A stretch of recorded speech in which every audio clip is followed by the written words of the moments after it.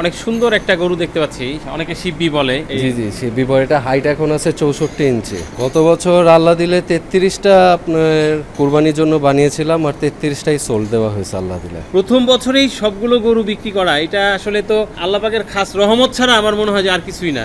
কিরকম চিন্তা ভাবনা এটা বিক্রি করার? এটা আস্কিং হলো 6.5 লক্ষ টাকা। আমি একবারে এই লাইনে নতুন, মাত্র 2 বছর হলো আমার। যতটুকু বুঝতে পারলাম, প্রথমেই বড় পরিসরে করাটা ঠিক না। এটা মানে অল্প থেকে বড় হওয়াটা ঠিক। জিনিসটা শেখার আছে অনেক কিছু, শিখে তারপরে আপনি ইনভেস্ট করেন বড় করে, তারপর আল্লাহ পাক গেইন দেখাবে ইনশাল্লাহ। আসসালামু আলাইকুম, কেমন আছেন সবাই? আশা করি সবাই ভালো আছেন। আলহামদুলিল্লাহ দর্শক, আমরাও ভালো আছি। আজকে অবস্থান করছি ঢাকার কেরানীগঞ্জে। কেরানীগঞ্জ শাক্তা আব্দুস সালাম চেয়ারম্যান যেই গলি, সেই গলিতে সাহারা এগ্রোতে মাশাআল্লাহ চমৎকার একটি এগ্রো ফার্ম আমরা দেখতে পাচ্ছি।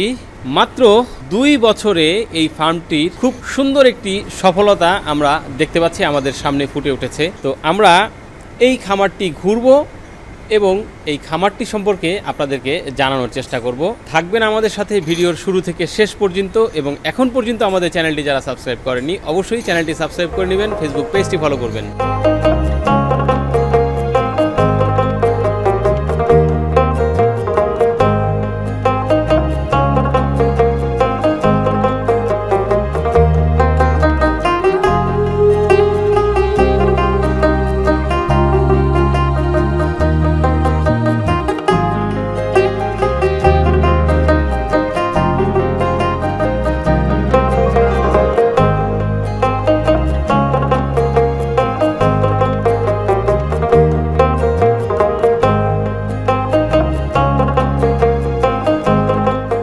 ভাই আসসালামু আলাইকুম। ওয়ালাইকুম আসসালাম ভাই, ভালো আছেন ভাই? আলহামদুলিল্লাহ ভাই, ভালো আছি। আপনি কেমন আছেন? আলহামদুলিল্লাহ, আল্লাহ খুব ভালো রাখছে ভাই। খুব ভালো রাখছে মাশাআল্লাহ। অনেক চমৎকার একটা খামার আমরা দেখতে পাচ্ছি। খামার সম্পর্কে তো জানবই, তার আগেই আপনার সম্পর্কে একটু জানতে চাই আসলে। জি, আমার নাম মোহাম্মদ আবিদুদ্দিন রাহাত, আর আমার এভাবে ব্যবসা হলো জুতার ব্যবসা ভাই। তা আসলে শখ ছিল অনেক বছর ধরেই, আচ্ছা, যার কারণে দেওয়া হলো। অনেক বছরের শখ ছিল? জি জি, অনেক বছরের শখ। আচ্ছা, শখটা অনেক বছরের ছিল। জি। বাট খামারটা কত বছর? খামারটা 2 বছর। এটা নিয়ে 2টা সিজন হবে আমার। 2টা সিজন? জি। আচ্ছা, 2টা কোরবানি পার করছেন। তাহলে গত কোরবানিতে জি কতগুলো গরু প্রস্তুত করেছেন আর কতগুলো গরু সেল করতে পেরেছেন? গত বছর আল্লাহ দিলে 33টা আপনার কুরবানির জন্য বানিয়েছিলাম, আর 33টাই সোল্ড দেওয়া হয়েছে আল্লাহ দিলে। 100% সোল্ড। 33টাই সোল্ড? জি, 100% আল্লাহ দিলে, আলহামদুলিল্লাহ। তো আসলে আলহামদুলিল্লাহ তো অবশ্যই বলতে হয়, তার পাশাপাশি আসলে বলতে হয় যে এটা তো মানে অবিশ্বাস্য মনে হচ্ছে ব্যাপারটা, যে প্রথম বছরেই সবগুলো গরু বিক্রি করা, এটা আসলে তো আল্লাহ পাকের খাস রহমত ছাড়া আমার মনে হয় যে আর কিছুই না। যে আল্লাহর অশেষ মেহেরবানি এটা। আল্লাহ পাক মানে সব গরু বিক্রি করিয়ে দিয়েছে, এটাই শুকরিয়া শেষ নেই। আবার প্রথম বছর, তারপরও আলহামদুলিল্লাহ। আমরা যেরকমটা দেখতে পাচ্ছি আপনার খামারটা, জি জি জি, একেবারে শুরু থেকেই কি এরকমই ছিল, এভাবেই করছেন? যে চেষ্টা করেছি, তারপরে একটু কাজ করেছি। এগুলো আবার নতুন সেট করা হয়েছে পিছনে, আবার ওই সাইডও একটা নতুন সেট করা হয়েছে। আচ্ছা, পেছনের গুলো পরে করছেন? জি জি, পিছেরটা মানে শুরুতে যেই আমরা চারিগুলো দেখতে পাচ্ছি, জি এগুলোই ছিল।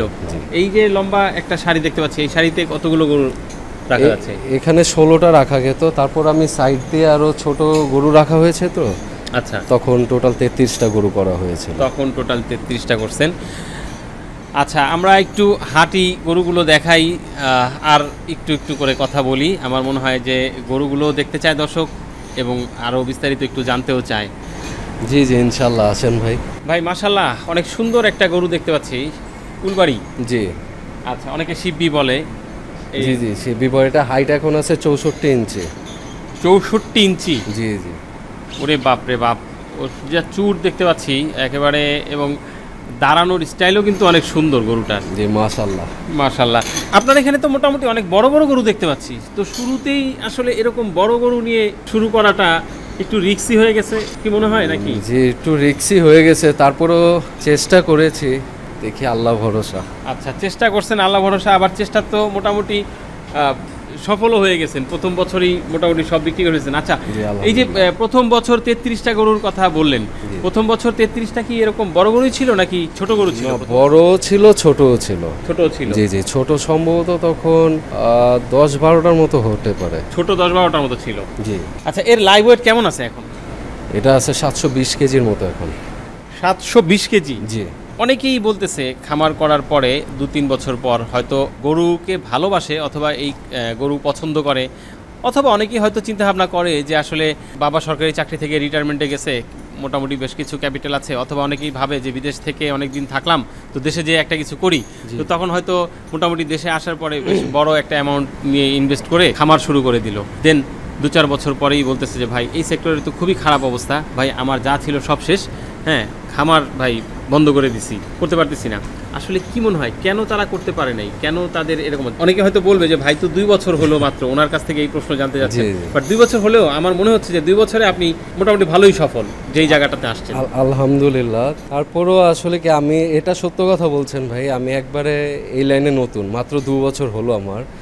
2 বছরে যতটুকু বুঝতে পারলাম, প্রথমেই বড় পরিসরে করাটা ঠিক না, এটা মানে অল্প থেকে বড় হওয়াটা ঠিক। জিনিসটা শেখার আছে অনেক কিছু, শিখে তারপরে আপনি ইনভেস্ট করেন বড় করে, তারপর আল্লাহ পাক গেইন দেখাবে ইনশাল্লাহ। সেটাই। আর মোটামুটি আমার মনে হয় যে সার্কেল একটা বিষয়, বা আসলে আমি কি করতে পারবো, সে যে আমি হয়তো 500 কেজির উপরে গরু বিক্রি করতেই পারবো না, বাট সেক্ষেত্রে আমি যদি সবই 700-800 বা 1 টন প্লাস গরু রেডি করি, সেক্ষেত্রে তো আসলে আমার খামার ক্ষতিগ্রস্ত হবে, এটাই স্বাভাবিক। জি অবশ্যই। তো এই জায়গাটাও মনে হয় যে একটা বিষয়, জি এটাও বিষয় আছে যে অমুকে এত বড় গরু তৈরি করছে, আমি কেন পারবো না, আমি করে দেখাই। এটা আসলে মানে এই লাইনে যারা আপনাকে মানে এই কথাটা শুনেছেন, সে তারা ধরেন কম্পেয়ার করে আরেকজনের সাথে কম্পেয়ার করে যে বড় খামারি হিসাবে বড় গরু সব করেছে, তারপরে 2-4 বছর পর একবারে মানে লস হিসাবে দেখেছে, এটাই তাদের প্রধান কারণটা।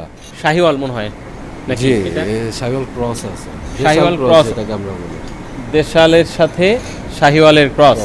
এটা কেমন হবে ওজন? এটা আপনার লাইভ ওয়েট ছিল 820 কেজি। 820 কেজি? 20 কেজি জি। কতদিন থেকে আছে আপনার এখানে?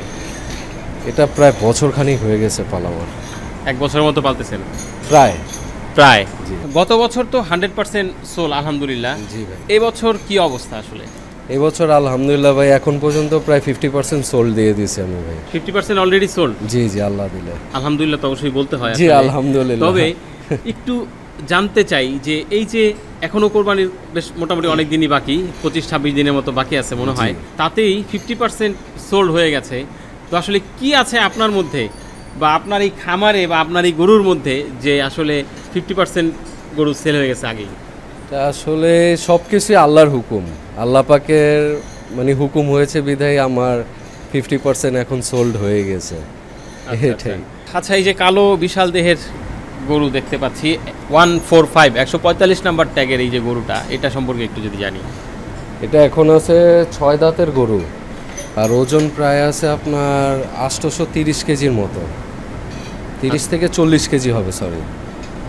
আচ্ছা, 830 থেকে 40? জি জি জি লাইভ ওয়েট দেওয়া গেছে। লাইভ ওয়েট দেয়া। আচ্ছা, এই যে 50%-এর মতো গরু বিক্রি হয়ে গেছে, তার মানে তো এই যে আমরা যে গরুগুলো দেখতেছি বড় বড় বিশাল দেহের গরুগুলো, এগুলো তো মনে হয় সবই বিক্রি নাকি?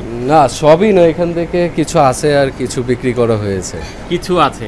আচ্ছা, তাহলে এই কিছুর মধ্যে যেগুলো বিক্রি হয়নি সেগুলোর সম্পর্কে তো জানানো সম্ভব আমার মনে হয়, দাম বা জি জি অবশ্যই বিস্তারিত জানাবো। সেরকম কোনো একটা গরুর কাছে আমরা যেতে চাই, অবিকৃত গরুগুলোর মধ্যে থেকে এটাও একটা, তাই তো? জি।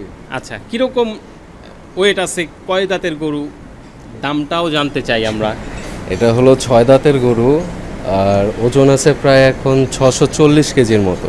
640 কেজি? জি জি। 147 147 নাম্বার ট্যাগের গরু এটা। কিরকম চিন্তা ভাবনা এটা বিক্রি করার? এটা আস্কিং হলো 6.5 লক্ষ টাকা। 6.5 লক্ষ টাকা? জি আস্কিং। জি, কথা বলার সুযোগ আছে, কথা বলার সুযোগ আছে। আচ্ছা আচ্ছা, আপনাদের এখানে মোটামুটি অনেক ছোট গরুও দেখতে পাচ্ছি, তো এই ছোট গরুগুলো কি আপনারা এই মানে এভাবে দামাদামি করে হাটের মতো সেভাবে বিক্রি করতেছেন, নাকি লাইভ ওয়েটেরও কোনো ব্যবস্থা আছে? না না, লাইভ ওয়েটের ব্যবস্থা নাই, ঠিকা দামে কেনা বেচা হয় আমার এখানে। দামাদামি করে? জি জি দামাদামি করতে, ছোট হোক বড় হোক, বড় হোক এভরিথিং। জি। আচ্ছা, সেই ক্ষেত্রে আমরা একটু ছোট গরুর কাছে যাই।